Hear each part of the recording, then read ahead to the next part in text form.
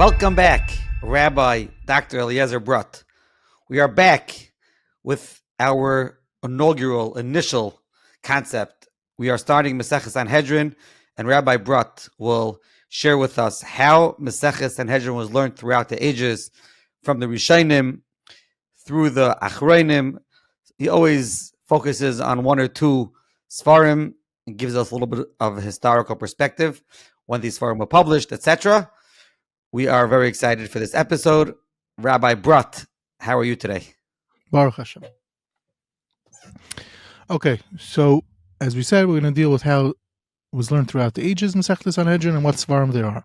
So first, we always start with, for 2 minutes, is what's the Nuschais of the Gemara Sanhedrin. So, of course, B'zaycha that we still have the Diktukei Seifrim on this Masechta is beyond important, especially Lamashal Parachelek, a lot of different Gersais over there, and the Goyim had a field day throughout the centuries with various Gemaras there, so it's very important in the Nuschais.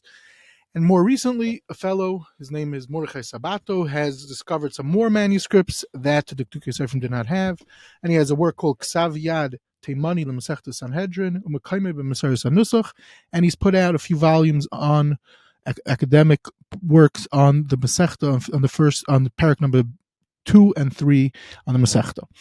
So that is one thing we always speak about, is the Gersais of the Gemara. That's very important, and you have this work to Seifrim, and etc. What about the Tosefta? So there's a work from a fellow Hil Gershuni, and in general academic literature there's a lot, but we'll just mention some names. There's a fellow Aaron Shemesh who deals with there's a lot about the punishments in this Masechta.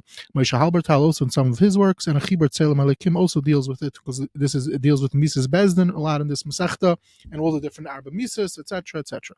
Fine, moving on to the Goinim. So we have on this Masechta Eitz Goinim, but this is not written in the previous Masechtas we've always mentioned. Bam Levine, Binyamin Levine, a tremendous Talmud Chacham.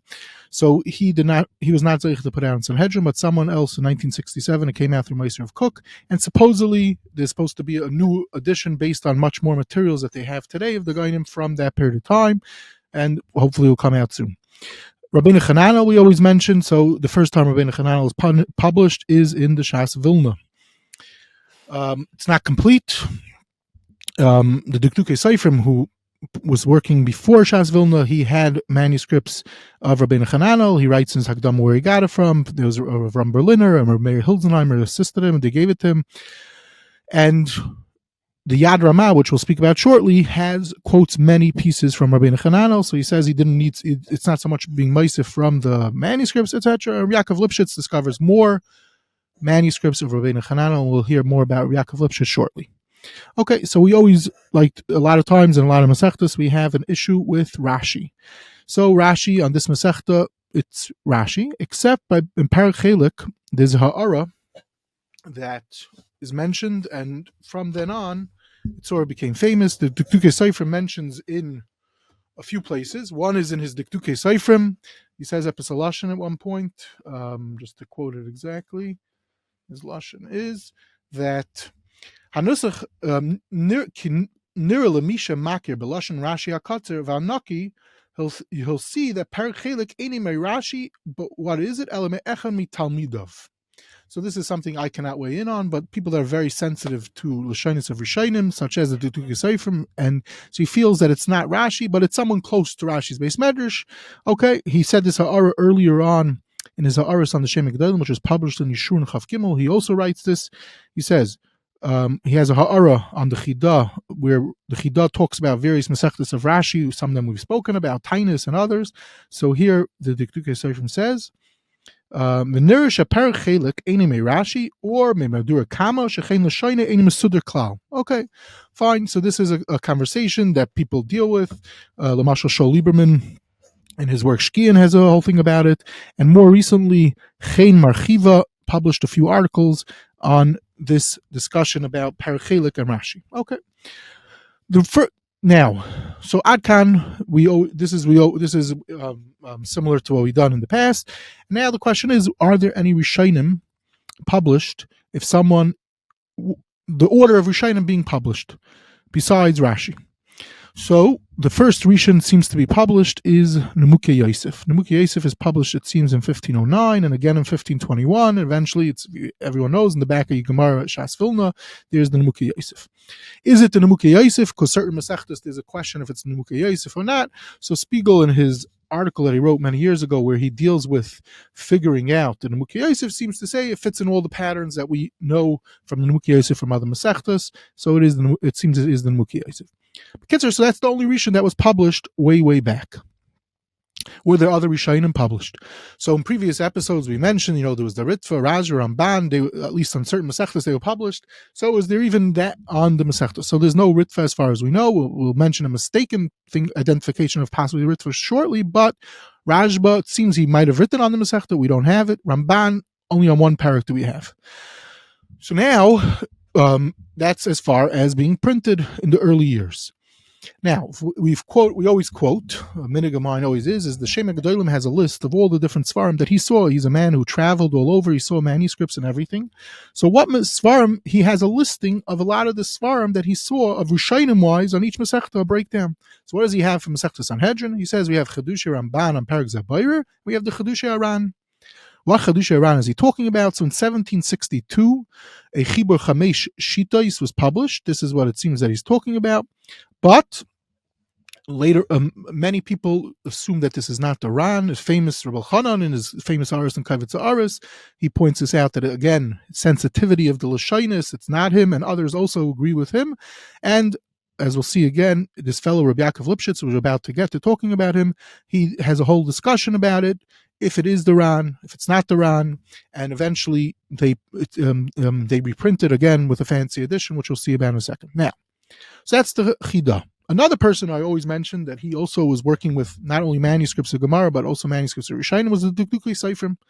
So the Dukdukei Seifrim in 1878, when he's working on his work on Masechta Sanhedrin, he had manuscripts more than what the Chida mentions, and he has stuff that was printed from the time of the Chida, which is, let's say, about 80 years before him. Till him, there's some works of Rishonim have been published, and he mentions what are they? Yad Ramah, and then he says another thing. He has letters of the Ramah, which we'll explain what that means in a minute. Then he says there's a Chibur Lashon Chachamim, which is the Ritva and Perek Chelik, and that he also has this. And a fourth thing that he mentions, very important, is the Chamra V'Chai. Okay, so now to explain this list, so. In Mesechus Baba Basra, we already spoke about the Yad Ramah and Baba Basra from Rameir Abulafia, one of the Gedolei Rishonim. He dies in 1244, born in 1170. So his Chibur on Sanhedrin is published for the first time in 1798. Now, this is a beyond important chibur. First of all, because we're talking about Rameir Abulafia, one of the very special Rishonim, and it's a chibur on the whole Masechta, including the Agalit Gemaras. There's a very important work from Bernard Septimus on the Ramah, and perhaps we'll get to it one of these days. Now, there's another thing is that there's letters published from manuscript, which were published in 1871 from the Ramah to various Gedolei Rishonim, dealing with certain issues that he had, which heavily some of these letters relate to sugyas in Masechtas Sanhedrin. So that is what the Dukdukei Seifrim, when he's referring to, is that a few years earlier it was published from manuscript, was these letters of Meir Abulafia. So not only do we have from him his Torah, this massive work, Yad Ramah, we have these additional letters. And again, this fellow Rabbi Yaakov Lipshitz, I keep on mentioning his name, so he also published them again. And more recently, it seems they have more manuscripts about it. Rabbi David Hillman published these letters of the Ramah. What's the story of these letters, and what's the pulmus about it? This is letters revolving things that he saw in the Rambam, relates to Perek Chelik also, and some other sugyas. And Amir Tzashem, I hope to devote an episode about it, what the controversies were in that period of time, Ramah, Rambam, etc., etc. Okay, so that's the Yad Ramah. So the Yad Ramah, so what's interesting is the Chida does not seem to mention it. Is he even aware of it? I'm not sure. It could be he was. Okay. Another Rishon that seems to be published early on in 1801 is a Rabbeinu Yaina. It's published in a work called Samachayim, but others already write that the Samachayim is not, they don't believe it's Rabbeinu Yaina, who it is. I'm not sure if they came to yet conclusions who it is. Now, one other work that the Chida was aware of, but he doesn't list in his work in his listing out of Rishonim, which would make sense that he would, is the Chamra V'chai. The Chamra V'chai is from the author, the Knesset Agdoila. The Knesset Agdoila is one of the Gedolah HaPoskim, which we're well, actually, we will be dealing with him in the episode on Svarma and Choshen Mishpat, part 3, which we hope to do very shortly.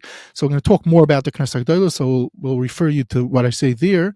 So we're not going to go into him, but one of the things is, besides for writing these massive volumes on Daled Chelkei Shulchan Aruch, which is a collection of material from an extensive library that he had and his own Tyrus also, so the only Masechta that we have that he wrote up Tzachibur is on Masechta Sanhedrin. It's called the Chamra V'chai. So this is in the list of the Dukei Sari from one of the Svarim on Masechta Sanhedrin that he uses. But it's interesting is it's published in 1802, well over 100 years after the Knesset Agdolah dies.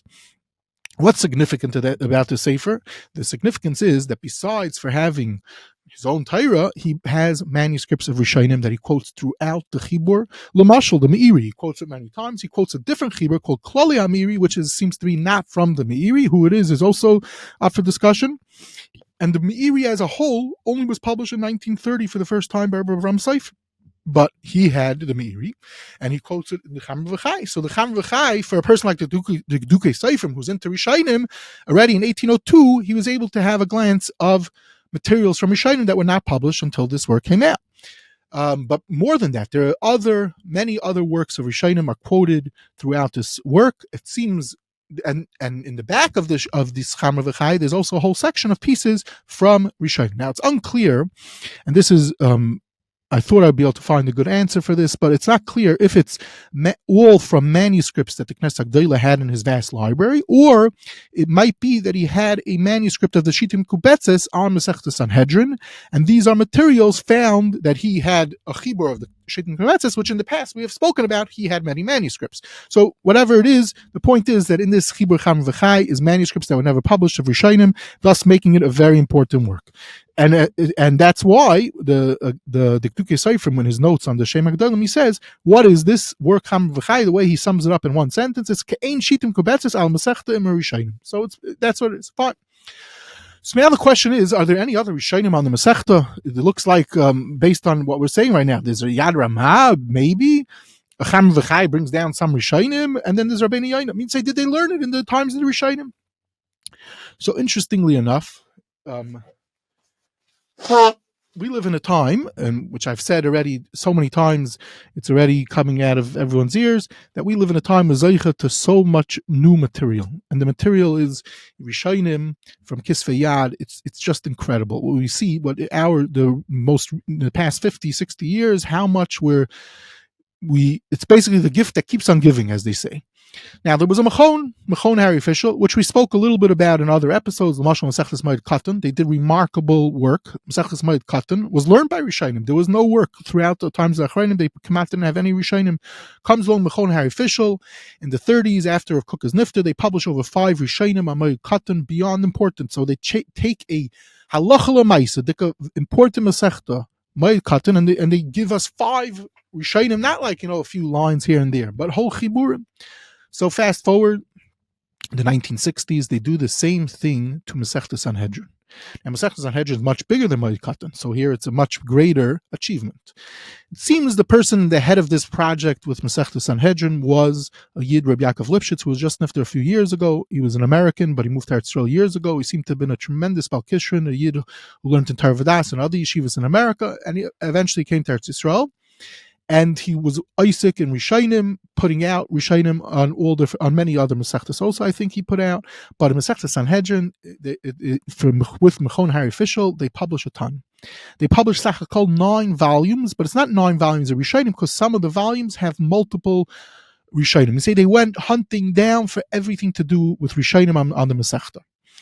Now, interestingly enough, already in his first volume, he has a list of something like 50 Rishonim that existed at one point or another on the Masechta. So that means taking from what I began, that we just know about a Yad Ramah, possibly a Rabbeinu Yoina and a Meiri, all of a sudden he's taking this to a whole new level that we know that he was able to trace, and he writes out all the information and the discussion over 50 Rishonim about it. Now, okay, great. So you could say there, a bibliographical piece of information, but then he goes ahead and tracks down a lot of this material. Already in his first volume, he publishes something called the Taisus Ariva. Some of this material came from the Chamer V'Chai, but he has other materials. And then already in the first volume, he publishes what's called Chedushim of Rabbeinu David. This Rabbeinu David will go with, there's different ways how to say his name, Bunfil, but I'm not going to get into the nitty gritty about how to say his name. He talks about it, others talk about it. The point is, who is this Rabbeinu David? This Rabbeinu David is one of the Gedolei Talmidim of the Ramban. So here we have that this is a major discovery. They have a few prakim, Masechta Sanhedrin, a chibur of a Talmud of the Ramban, written, it seems to be, while the Ramban was alive. Now, just to quote, understand the cheshivas of such a find, so to speak, the Dikduke Seifrim, again, obviously I'm fond of him, if you didn't realize that by now, he has a ha'ara, he says like this. We have on the Gimel Prakim Achronim from Sanhedrin, Ksav Yad, Umaskir Sham Tadir Moiri Harav Bepirish HaTorah, Ramban al HaTorah, Vehein Divrei Ramban Bepirish HaTorah.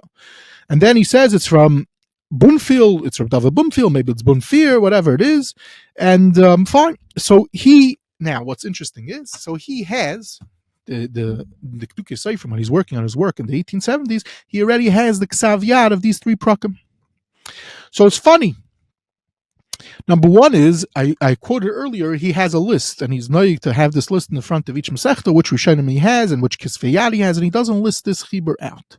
But he has it. We have his copy of the Ksav Yad. I mean, say he got a hold of the Ksav Yad, and then he would copy it down, but they didn't have copy machines, so he had to write it out. So we have his hataka of the Ksav Yad. Where did he get it from? So he got it from Remortcha Etting. This is a Yid we spoke about in my first episode with Oldaf about the Machine Matzah controversy, the brother-in-law of the Shalom Meshiv.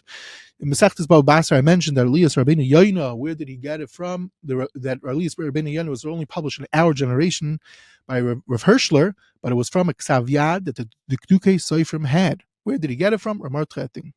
And the point is that he wrote ha'aris on it. So Lipschitz, Rabbi Yaakov Lipschitz, has that, and he found other nuschais of the Kisvei Yad, so he added certain lines, etc., etc. But this is a Meirdik Mapecha for the Sugya that for, I would say, close to almost 100 years, from when the Dikduke Seifrim got it till it got published. Now, so this actually is in the list. I said that he refers to Lashon Chachamim Chedusha Ritva. Turns out, this is what Lipschitz shows, that it's not really the Ritva, it's a mistake, and what's found in the Dukei Seifrim I don't know. But bottom line is, we have three prakim from Rabbeinu David on the Masechta. So already getting a Meirdik, a new Matzia. This is in the beginning, the first volume of Mechon Harry Fischel on the Masechta. They're called Sanhedrin Gedola on Sanhedrin. Okay, fine. Now, this Rabbeinu David eventually becomes, what happens is, Lipschitz points out that there's other Kisvei Yad of this Groise Talmud of the Ramban, and he writes very long and geschmack, which is what people like, and this is why, and people heard of him. Where did people hear of him? Because in Masechtas Psachim, Rabbi Avram Sheishana published V'yai Mechon Yerushalayim, this sefer, and people say this made him Apecha Masechtas Psachim. So what I'm pointing out is, a few years earlier, already in Masechta Sanhedrin, Lipschitz made the same mapecha for the Masechta. Again, I'm not saying if it's the same mapecha. I don't know if it's the same amount of blood, etc., etc. But point is very important. But he already was aimed that there's such a Ksav Yad. Maybe we'll be zeicha to publish it. A few years later, Rabbi Avram Sheshana does publish this important work. Okay, so here you see already one major change that's going on from his long list.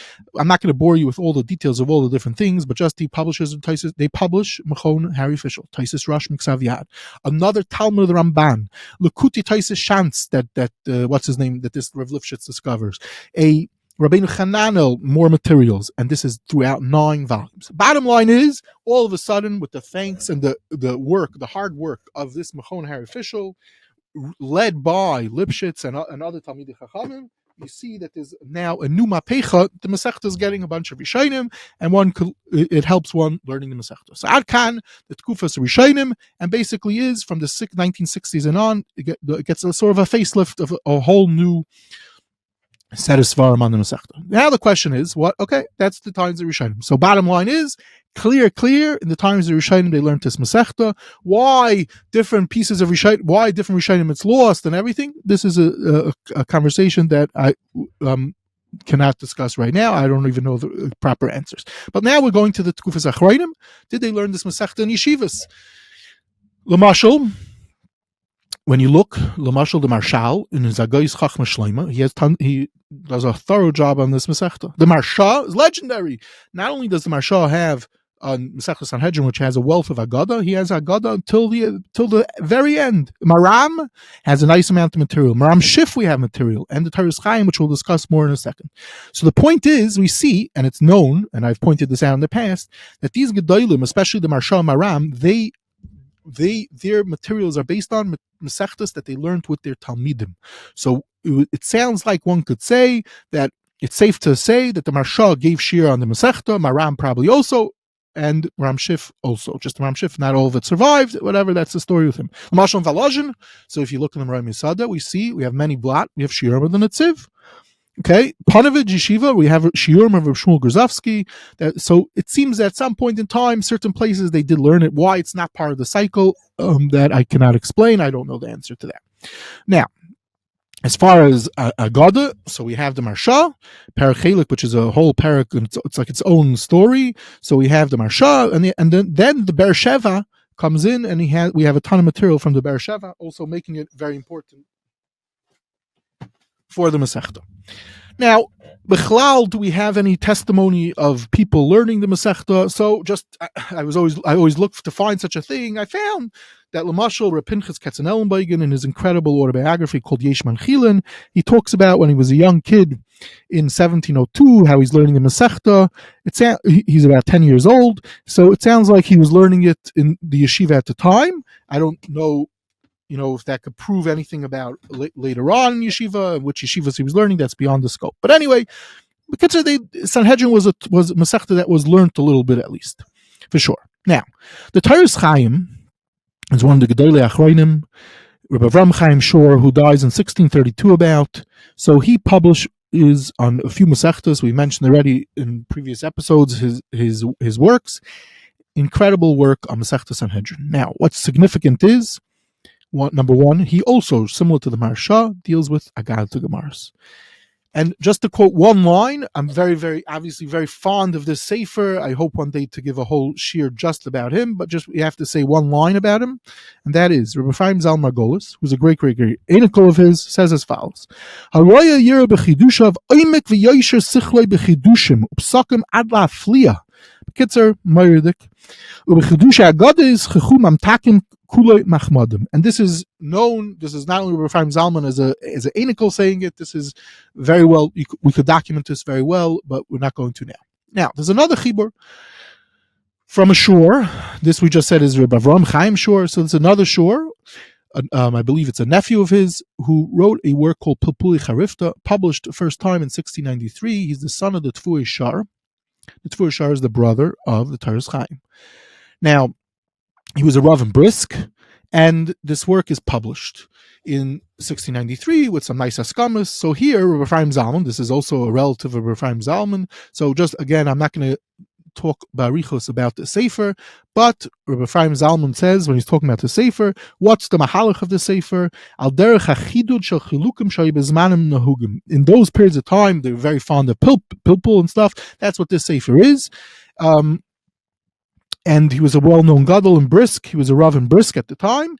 And there's a lot of stories about him. And Rabbi Chaim Zalman already alludes to this over here. Avesenu Siperlanu, a whole story with the famous Shaul Vayel, the king, the famous king, the Jewish king of a day, etc., etc. He has some material about that over here, Rabbi Chaim Zalman. And there's a lot to say about this parsha, not for now. Fine. Moving right along.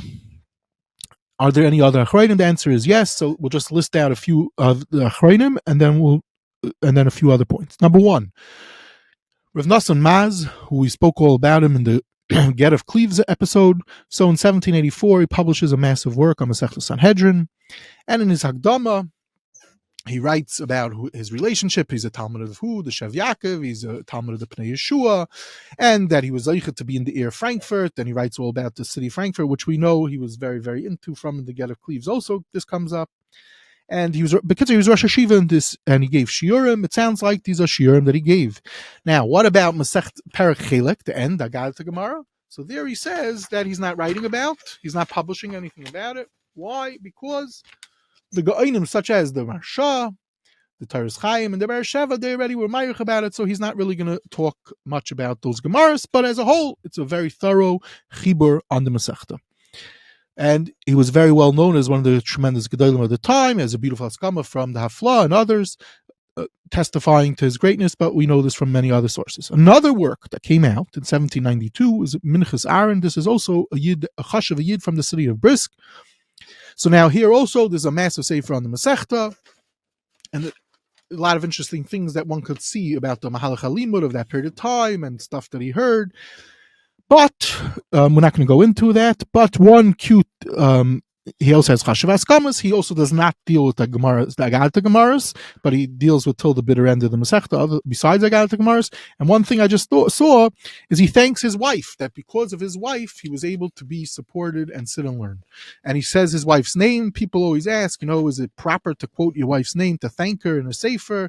I've been asked about this a few times. So here's an early example. Yidin Brisk, one of the chashiv rabbanim. I don't know if he had a specific job at the time, but he was a very chashiv yid in the city, and he wrote this very chashiv sefer. Fine.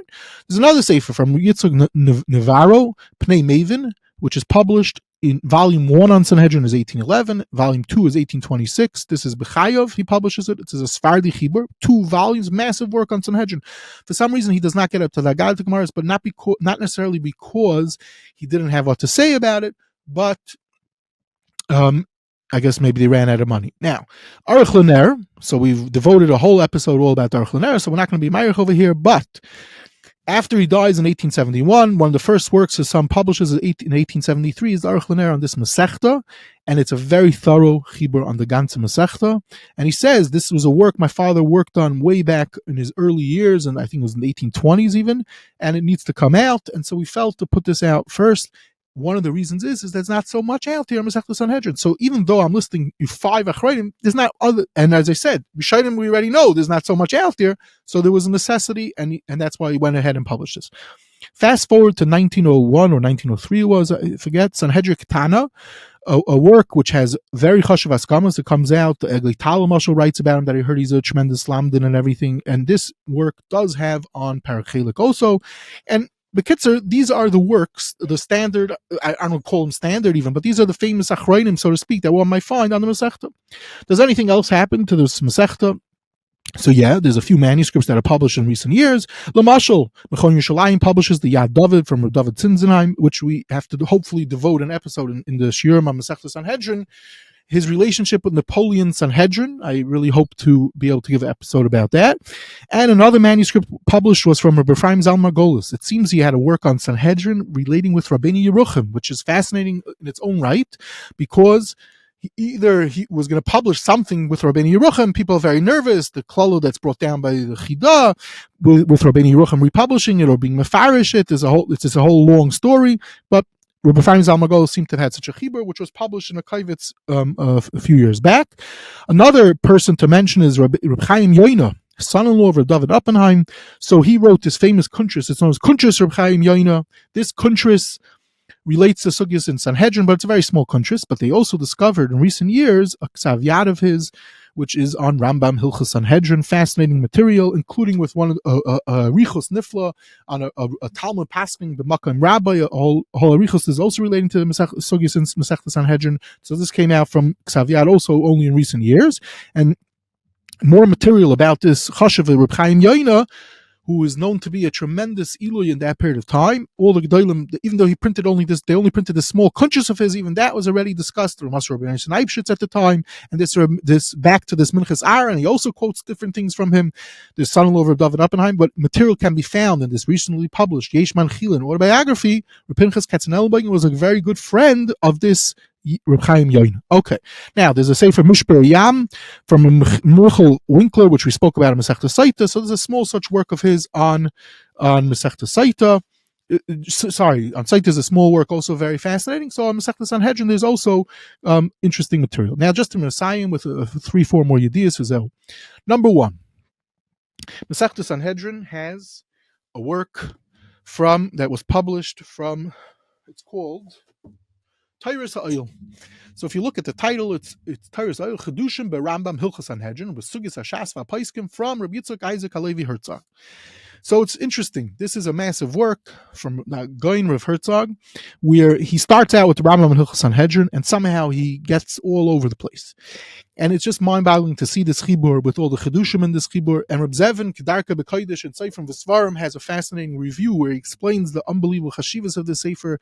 And Rav Herzog Bechlal, some of this material was said in the shiurim, the famous Friday morning shiurim where all the gedolim used to attend, and Tumul and Learning, Reb Shlomo Zalman, Reb Elyashiv, others. The Kitzer. So this is a work. It starts out with Sanhedrin, gets back to Lada Sugis and Sanhedrin, and goes to all over the place. That's one work to mention. Another work to mention is, I wouldn't be able to go by without mentioning, is the Margolis Hayam from Rebuva Margolis. So here's another person who I love to hopefully devote a lot more about him.